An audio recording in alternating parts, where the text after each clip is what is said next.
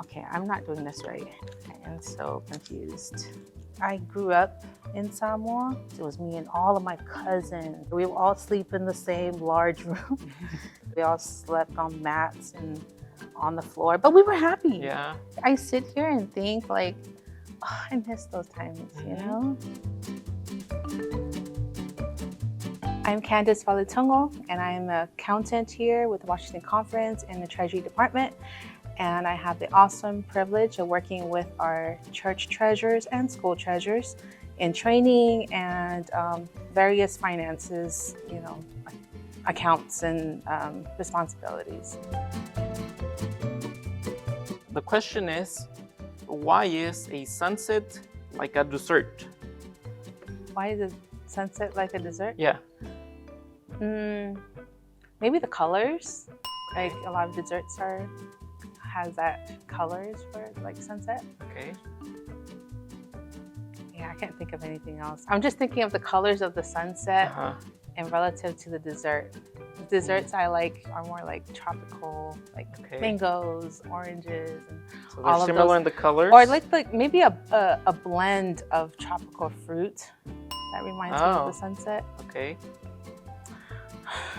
I don't know. I think it gives you that good feeling. Like if you're watching the sunset, it's like, you know, it's relaxing. It's that good feeling. Kind of like what desserts, you know, will help you feel good. Bring that good feeling, I guess. What is a perfect day for Candace? Perfect day, it's like I wake up and I'm not already stressed out in the morning. So I'm like, you know, I think the day is going chill. So there's like no stress. You know, I'm having a good breakfast. I'm not rushing. What kind of breakfast are you having? I like simple. So maybe like a bowl of cereal with some fruit and milk, you know, something like that. I also love yogurt. With yogurt, I can't eat it plain. Like I like to have it with some fruit. Okay. So I usually take my kids to school. So on a perfect day, Candace is taking the kids to school? Well, that's my usual day. Yeah, but we're talking about the perfect day. What is a perfect day for Candace? Perfect day, it's like... Are you more of a stay-at-home person when you have your free time, or are you more of a we need to be out and about? I kind of like both. Oh, okay. Yeah, I'm kind of like balanced in that way. Like I do love being at home, you know, just relaxing with my kids, with the family. But I also like tend to like going outside. Yeah, it's a sunny day. It's gorgeous outside. Obviously, you know, I want to go out. We love going swimming. So it's one of our favorite things to do. Nice. So a perfect day. Either going to the pool and, you know, swim and spending time with the kids. How are you doing with that origami? Oh gosh, I haven't even, I'm still trying to think. It's really hard to multitask like this. And also, you know, having some good food. I love stir-fry rice and some like stir-fried veggies and soy sauce and tofu. The more the flavor, the better. Okay, I'm not doing this right. Okay, I'll let you focus on this. I am so confused. So I got that part unfolded, and then I did this. At one point, you have to turn your paper. Okay. This is, like I said, I haven't done this before, so it's kind of confusing. Do other people struggle with this part? Oh, definitely. As much as I do? Yeah. I struggle with every part.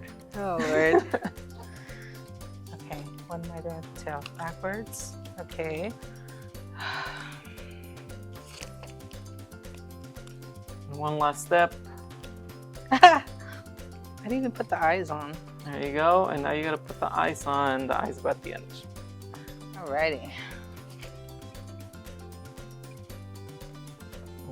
Nice. We got a penguin by Candace. Can you show the camera your penguin? It's sort of a penguin. What is the most interesting place you've ever been to? Most interesting place? Now, that is a good question. Well, let's start with what's your favorite place you've been to? Of course, the islands. Like, I grew up in Samoa. Oh, okay. So in the South Pacific. So it's very like laid back, very simple, simplistic lifestyle, which is, for me, I consider that like home, you know, my comfortable place where family is. And we're very big on community and family. We're very family oriented. With our home, I think there were a lot of families that were like this, but we all stayed in one house, like grandma and grandpa and uncle and auntie and all the cousins. And yeah, we would, and it's, you know, we don't have like big fancy house. It's just like, you know, a small house, but we had big land, but we all stayed together. I feel like that's something very important to your culture, right? Yeah, so like we're huge on family. And even like when you're an adult, it's like you're not rushing to leave either. Yeah. You know, and the parents are like, they're not rushing to like kick you out. Like, oh, go and do something with your life. They tend to want to keep the kids and the family close. Like, oh yeah, go work or whatever, but still come home when you're done. But then again, like when you become an adult and then you you raise your own family, you know, you get married, you have your own kids, you start to want to raise your own family, you know, separate from the main hub. So then you'll start to have like, you know, that family go off and find their own place, but they're still coming around. Like they're not like gone forever. They come back and, you know, check on mom and dad, bring food. So they're literally always around. So for me as a kid, like we see each other like all the time, and it wasn't just me and my siblings, it was me and all of my cousins. We would often play together, we sleep together, we would all sleep in the same large room. You know, we didn't have beds or anything like that. We all slept on mats and on the floor, but we were happy. We were happy. How many kids? There was like probably 6 of us. Yeah. But we were very close too, and I think I was like the oldest out of us kids. Was this at your grandma's house? My grandparents' house. Yeah. I grew up with my grandparents. We were often like, you know, do chores together and go out and play and do all sorts of things together. So we were always close. Just living life together. Yeah. Yeah. And we love that. Like there was, being in the islands, it was kind of like, there's not much of a care of what's going on. You know, like you're not thinking about the stresses of life. Everything is just like carefree, and life's a little slower. Life is very slow, very simple, and we're not rushing off to do this and to do that. You know, it's kind of like go with the flow, I guess. Oh, but we like my grandparents were huge on raising us in the Word, you know, like from an early age, which, you know, I kind of grant a lot of my upbringing from my grandparents. Really, like they were huge on having us go to church and building that relationship with God and knowing that for ourselves. Like my grandpa taught us how to pray, and my grandma too. My grandma was like, both of them were very huge godly people and wanted to raise all of us kids to know God and, you know, to honor God. And then another thing that a lot of Samoan people, Samoan families, they were huge on were family worship. Okay. I mean, like every day. And a lot of times it's like my grandparents will often have their devotional time together, Yeah. like early in the morning while the kids are asleep. But every time, like either before dinner or after dinner, the whole family Oh, wow. is gathering in the living room. What did family worship look like? It was us all in the living room, sitting around, like, you know, on the floor. We didn't have chairs, but we were kind of poor back then. Yeah. But we were like there, like all the uncles, the aunties, all the cousins. We'll always start with music. You know, we sing songs, and we love to sing. And so we started with some songs, and then of course my grandpa made all of us kids pray, and pray from the oldest grandkid down to the youngest. Oh, wow. We would pray, and he taught us like a prayer that we would all recite together, but we kind of recited off of memory until it got to the point where we got a little bit older, and he told us, okay, you guys are not little kids anymore. You guys should know how to pray on your own. Prayer, Yes. Because we were all like recite the prayer, and then we would just doze off and go to sleep while everybody else, you know, continues on with worship. But no, yeah, I got to the point where it started with me because I was the oldest. Where I remember this, my grandpa told me, and of course everyone is there, right? And he told me, okay, I want you to pray from your heart, like talk to God as if you're just, you know, talking to a friend. And I remember I was really nervous. I was like, I know we're just talking to God, but it's like with everybody sitting there listening, it's like, oh man.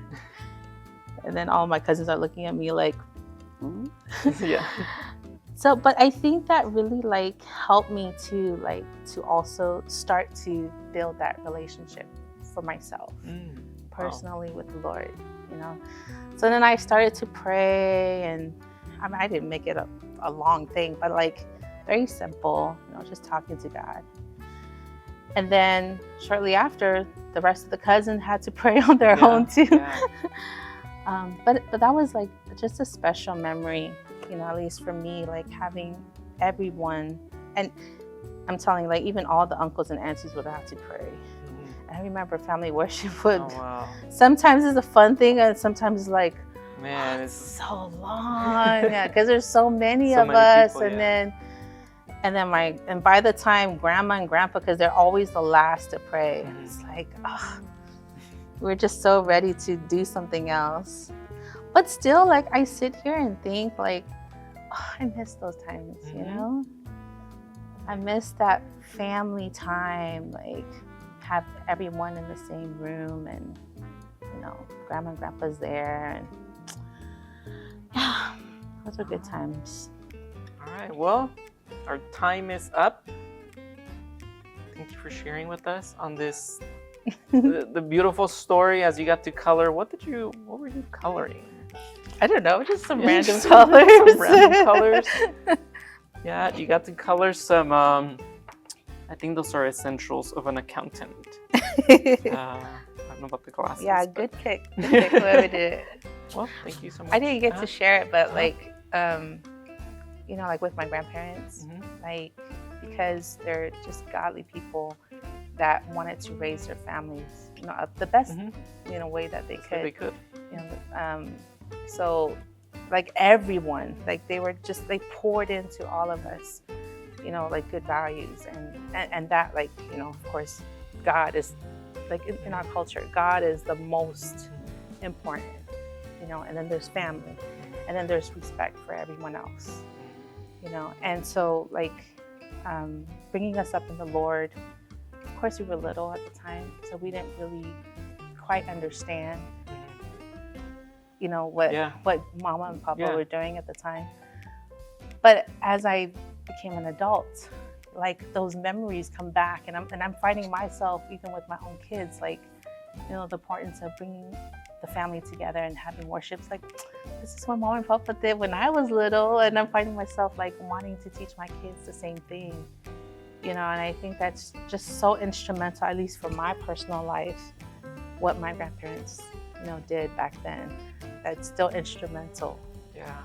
as I'm an adult, and I still find those values and, you know, having that relationship with God, going to church, raising my kids to, you know, read the Bible and learn of these Bible stories, and, you know, hopefully when they become an adult, they can carry that on to their kids, you know. Oh, that's beautiful. Well, thank you so much for joining us. Oh, we're gonna show the camera your... Wasn't done, but I didn't even get to the glasses yet. There you go.